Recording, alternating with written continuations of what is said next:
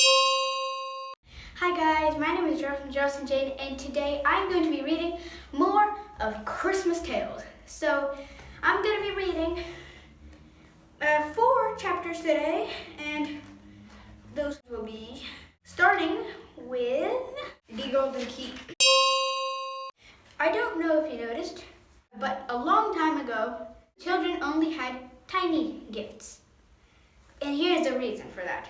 One day, Santa Claus was very careless, and he was in his toy factory, and he was going to be getting a gift from Knobbly Gnome. He would get gifts every year from him, like presents, like toys to give to children all over the world, and he would get some toys to give to children all over the world, and he would go get them from him. But this year he saw Knobbly Gnome. And Knobbly Gnome actually had like lots of toys, including, he said, "Welcome," called the Knobbly Gnome. "Good evening," said Santa. "What a warm day it has been." And so the Knobbly Gnome showed Santa Claus a dollhouse filled with dolls that work with clockwork. Santa didn't really want those, so he moved on. And next up was a book which could turn its own pages, and a collection of farmyard animals which could moo or bleat or crow, and a doll who could brush her own hair. So, I guess that's kind of like magic, or maybe it's just science or something, but Santa didn't want those either. So, Knobbly Gnome finally had the last thing, and he gave Santa Claus a fairy. It was like a tiny little wooden fairy with wings on the back of it, and like a little tutu, and it could fly using magic. It could actually like fly up in the air and come back down and stuff. So using a key, not magic, sorry, a key, like you know those toys that go by keys. And it worked by turning a key, like those toys that you turn a key, let's say a car, if there's a keyhole, if you turn it using a specific key, it just winds up and it goes. It's probably like rubber band stuff, so yeah. And this also worked just like that. It just flew up and down. And Santa wanted that. He bought it, but he said, "I'll need a lot of those for Christmas because there are like 7.5 billion people in the world." Well, for children, yeah, like, there's like a little bit of children, like, 3 billion. So, and Santa Claus wanted that, so he said he'd need a lot to fit in his sack. And then that reminded Knobbly Gnome of the sack. He really wanted one of those, but Santa Claus, I would like to have a sack like that. But Santa Claus said, "I don't think there's another one like it in the world." Then Knobbly Gnome had an idea. He was going to steal Santa's sack. Knobbly Gnome said, "You can have the fairy if you give me your sack." But Santa Claus said, "I will not give you my sack, so I'm going to leave." He didn't actually say that. He made it more dramatic and stuff. And Santa Claus left. But when he got to his castle, he finished making all the presents. He went to the cave that he hid his sack in, and he turned the door with his one and only type of key, but it didn't open. That's because his key got swapped out with the fairy's key. So this was actually the key that works to the fairy. But they looked almost identical, so he accidentally took the wrong key, and Knobbly Gnome probably got the sack with Santa's key. So he got his helpers, busted the door open, but then when he looked in, his sack was gone.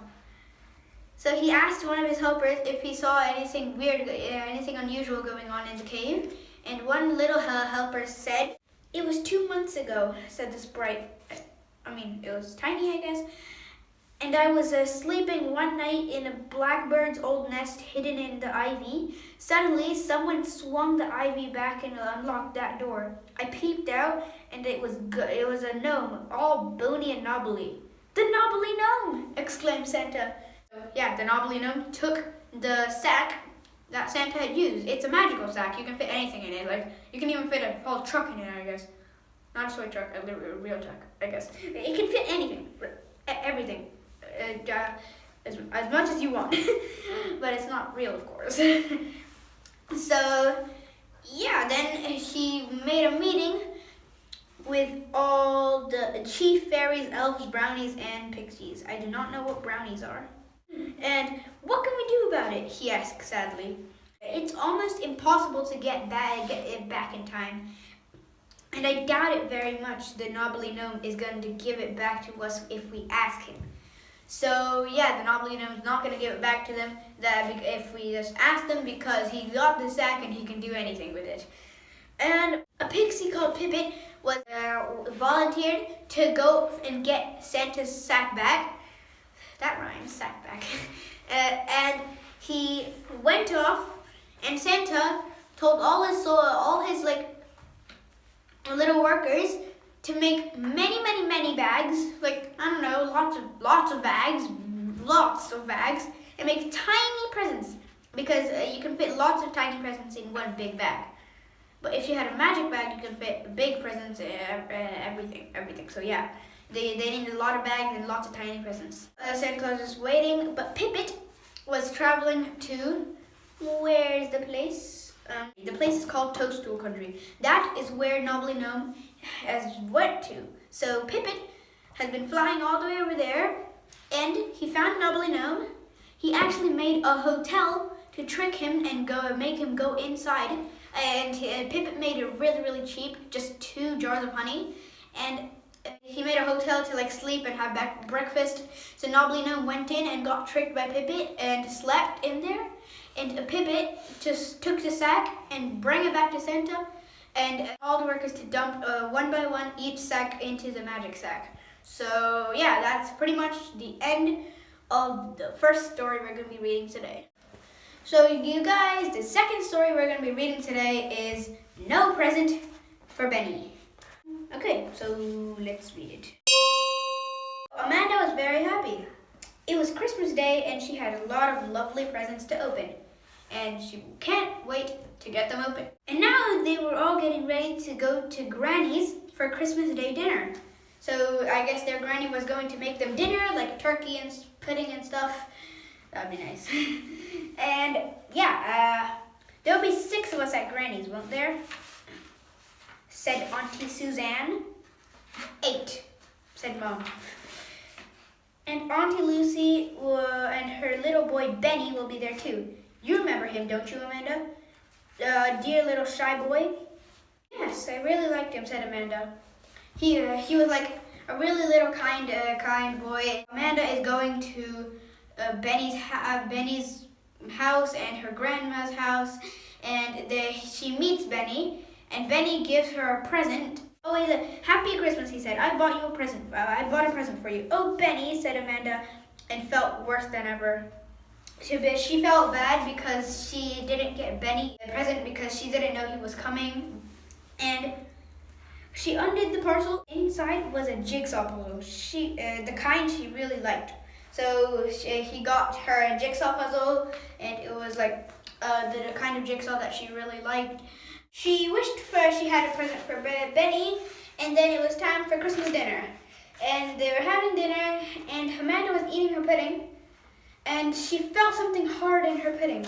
It tasted lovely, but suddenly Amanda felt her teeth biting on something rather hard. She was puzzled. She took the hard thing out of her mouth and looked at it. It was an old 6-penny piece. Gosh, look what I found in my pudding, she said to Granny. Granny laughed. Oh yes, I forgot to remind you all that there are old 6 pennies in the pudding. So Benny was looking through his pudding to see if he got any 6 pennies. He was looking through his pudding to find them, but he couldn't, so he was really sad. And Amanda actually found 2, so her grandma said that she was really lucky. She had a really good idea. She could give them to Benny as a Christmas present. He would like them very much. So after dinner, she took her 6 pences and washed them. She polished them to make them bright. She went to find Benny. Benny, she said, I didn't bring you a present because I didn't know you would be here, but now I've got one for you, my Christmas pudding 6 pences. Here you are, and I wish you a happy Christmas. So Benny was really happy, but he said, you have one, but that Amanda insisted that he could have both of them. Does this story remind you of something? like maybe Annabelle's little thimble, like the silver stuff inside the pudding. If it doesn't, and you don't know what video I'm talking about, go check that out. She gave the sixpences to Benny. Benny was like, nobody's given me money this Christmas, so this is really, really special. I'm glad, said Amanda, feeling very pleased. She danced away, looking happy again. She wasn't worried anymore. She had given Benny a present after all. I was lucky to get 2 sixpences in the Christmas pudding, she said to herself. And she really was, wasn't she? And that is the end of our second story today. Okay guys, so this is going to be our third story, The Christmas Tree Fairy. This story is kind of short, kind of nice. It's only like 4 pages. Okay, so let's get to it. Once upon a time, old Dame Trip Trot went to market and bought a big spray of holly berries to make her house pretty.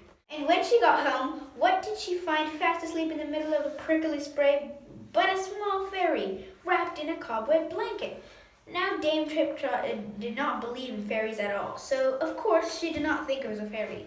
It's a doll, she said. How strange. Well, I never saw a dainty little doll before.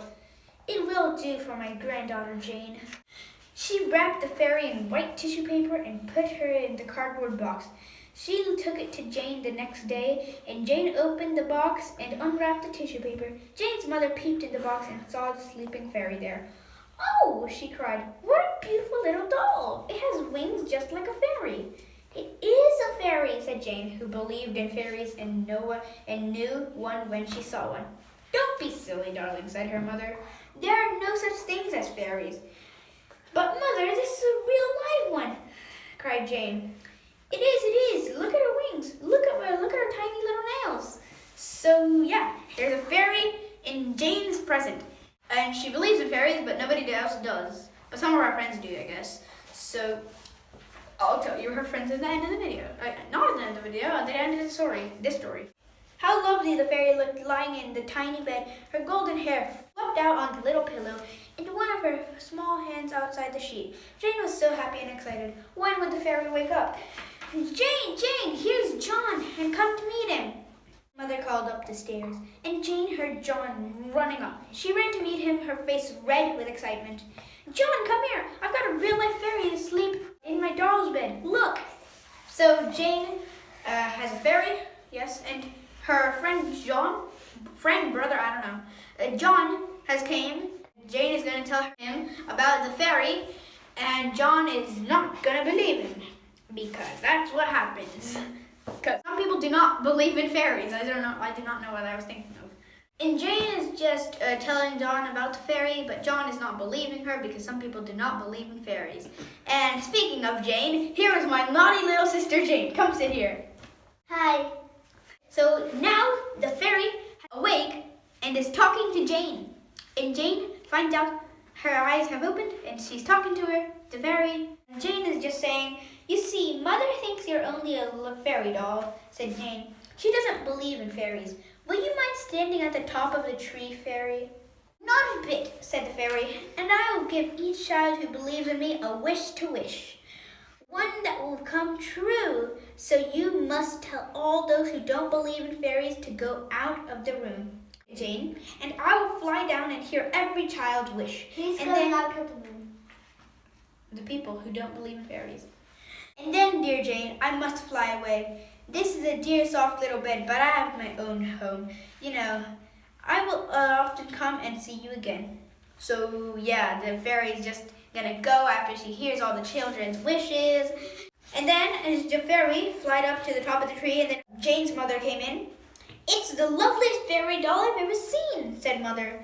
In the middle of the party, when the Christmas tree was shining with candles, Jane clapped her hands and made everybody quiet. Please will you do something for me, she said.